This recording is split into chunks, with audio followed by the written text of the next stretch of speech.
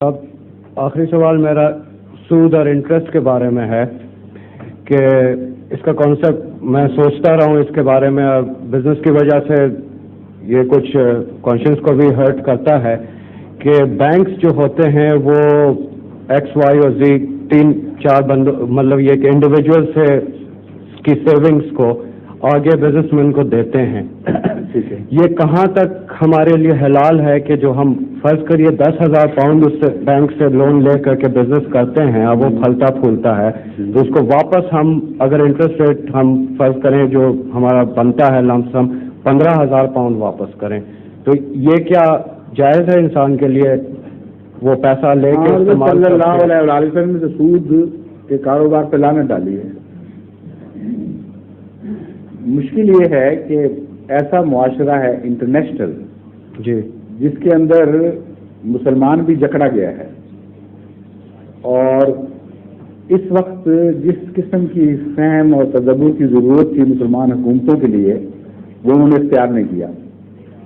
اگر وہ اختیار کرتی تو مالی لحاظ سے وہ اس بات کی اہل ہو چکی تھیں کہ وہ ایک اسلامی غیر سودی نظام جاری کرتی، اور جس طرح ان کے سودی بینک اسلامی ممالک میں کام کرتے رہے بلکہ دنیا میں ہر جگہ پہنچ گئے، ان کے غیر سودی بینک بھی اگر وہ اسلامی تعلیم کے مطابق تدبر سے کام لیتی تو ان کے ممالک میں جاری ہو سکتے تھے اور بہتر اقتصادی نظام کے نمونے دکھا سکتے تھے.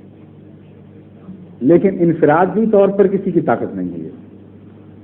جو مالی نظام ہوتے ہیں ان سے ان کا مقابلہ کرنا اور ان کے متبادل نظام جاری کرنا یہ قوموں کے ساتھ تعلق رکھنے والا مسئلہ ہے. افراد فی ذات ہی یہ کام نہیں کر سکتے. اس لیے اب آپ کی تجارتوں میں، آپ کی انٹرنیشنل ٹریڈ میں ہر جگہ سود تو اس طرح داخل ہو گیا ہے کہ کلیتاً اس سے پرہیز ممکن نہیں رہا. لیکن جہاں تک ممکن ہو پرہیز ضروری ہے. اس کے درمیان ہر شخص کو اپنا فیصلہ خود کرنا پڑے گا. بعض موقع پر ایک فرد کی زندگی بچانے کے لیے قرآن کریم میں سود تک کھانے کی اجازت دی.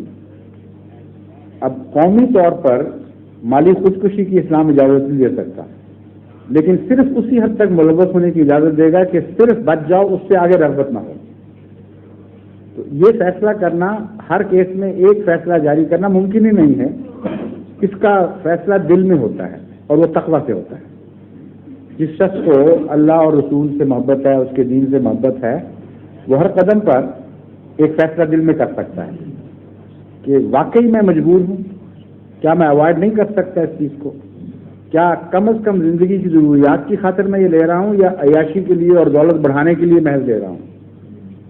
اس لیے یہ سوال اٹھیں گے ہر دل میں، اور اس کے جو جواب ہوں گے ان کی صحت یا غلطی کا جو فیصلہ ہے وہ تقویٰ سے ہوگا. اس لیے میں تو جاری نہیں کر سکتا. آپ کو اصول میں نے بتا دیے ہیں، فیصلہ اپنا خود کیجیے. شکریہ. ظہور مہر